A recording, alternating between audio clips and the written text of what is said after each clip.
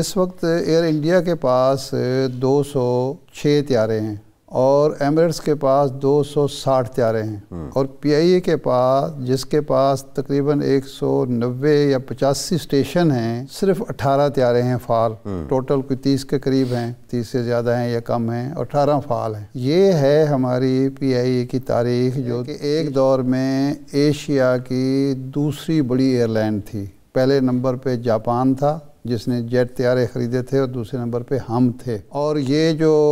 سعودی air line ہے اور Emirates ہے اور کئی اور ایئر لائنز ہیں, پی آئی اے نے شروع کی. توقع کرنی چاہیے کہ اب پی آئی اے کی کارکردگی بہتر ہوگی,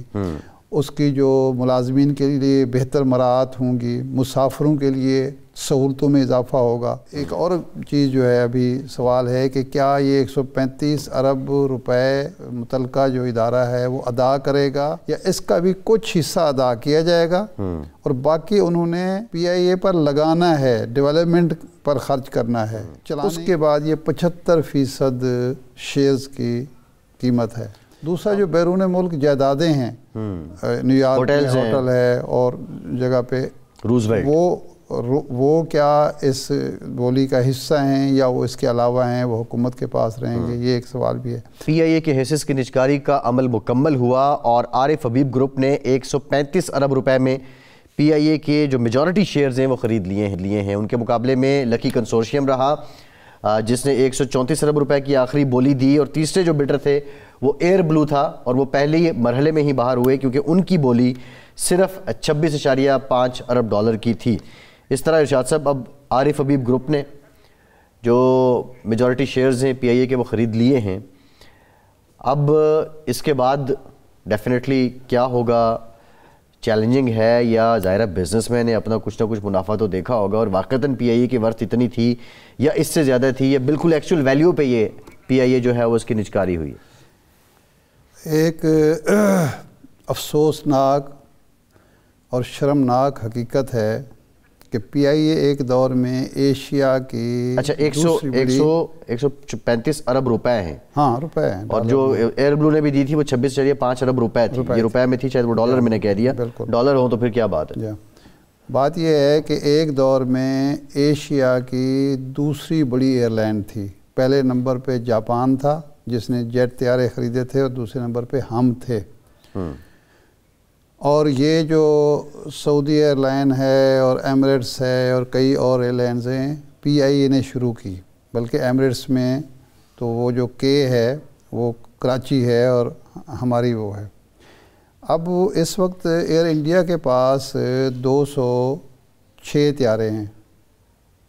اور ایمریٹس کے پاس 260 طیارے ہیں, اور پی آئی اے کے پاس جس کے پاس تقریباً 190 یا 85 اسٹیشن ہیں صرف 18 طیارے ہیں فعال. ٹوٹل کوئی 30 کے قریب ہیں, 30 سے زیادہ ہیں یا کم ہیں, اور 18 فعال ہیں. یہ ہے ہماری پی آئی اے کی تاریخ, جو ایشیا کی سب سے بڑی اور سب سے نمایاں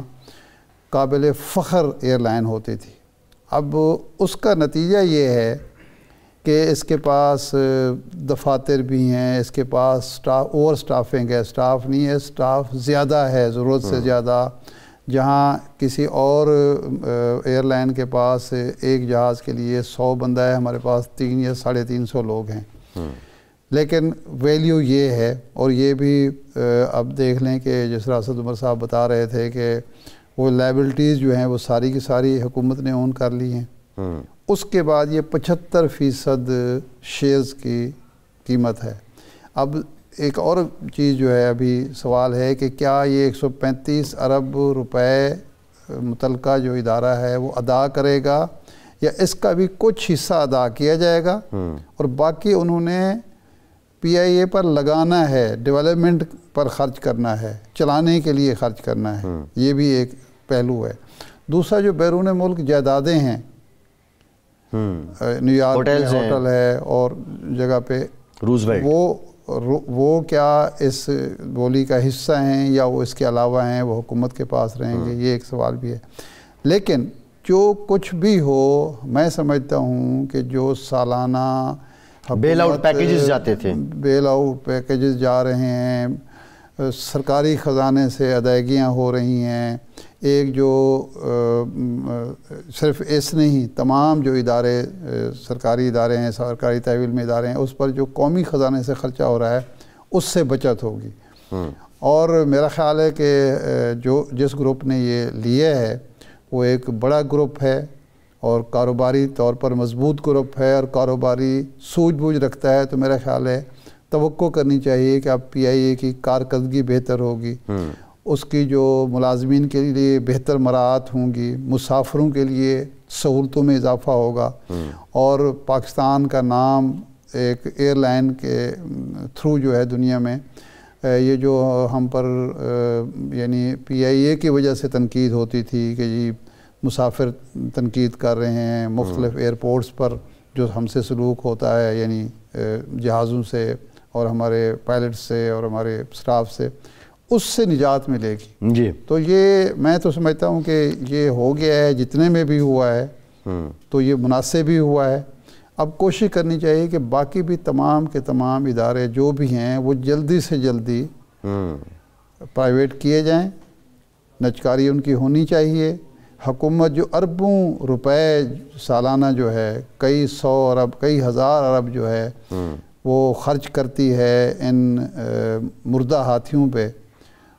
سفید ہاتھیوں پہ، اس سے جو بچت ہوگی اس سے ہماری ڈیولپمنٹ ہو سکے گی، روزگار کے مواقع پیدا ہو سکیں گے اور بہت ساری چیزیں ہو سکتی ہیں۔ تو میرا خیال ہے اس عمل کو تو ہر صورت میں ہر لحاظ سے اپریشیٹ ہی کرنا چاہیے۔ حکومت کا بہتر فیصلہ ہے، کاش کہ یہ پہلے ہو جاتا، لیکن دیر آیا درست آیا، اب ہو گیا ہے تو بھی قابل اطمینان ہے۔ صحیح ہے، بالکل ٹھیک ہے ارشاد صاحب۔ بہرحال نجکاری کا جو باقی عمل ہے، کیونکہ سب سے کمپلیکس، گمبھیر، پیچیدہ اور کرٹیکل کیس پی آئی اے تھا، جی بالکل۔ اب اگر یہ بھی پار لگ گیا ہے، نجکاری اس کی ہو گئی ہے، تو باقی جو اسٹیٹ اب پاور کمپنیز کو سب سے پہلے کریں، اس میں تو ساری تو نقصان میں بھی نہیں ہے، منافع بخش، اس میں جو ہے قوم کو بہت مہنگی بجلی وہ ڈائریکٹ اثر عام آدمی پہ، عام آدمی جو ہے اس کو سستی بجلی ملنی چاہیے، اور اسی طرح یہ ہو سکتی ہے کہ یہ پرائیویٹائز ہوں اور لوگ کمپٹیشن ہو اور اس کے نتیجے میں لوگوں کو کوئی، ورنہ ہو یہ رہا ہے، میں آپ کو بتاؤں، ہو یہ رہا ہے کہ جس طرح سے سولر لوگ لگوا رہے ہیں پینل، اور جو نیٹ میٹرنگ کا نیا انہوں نے فارمولہ دیا ہے اس کی وجہ سے لوگ بیٹریز لگوا رہے ہیں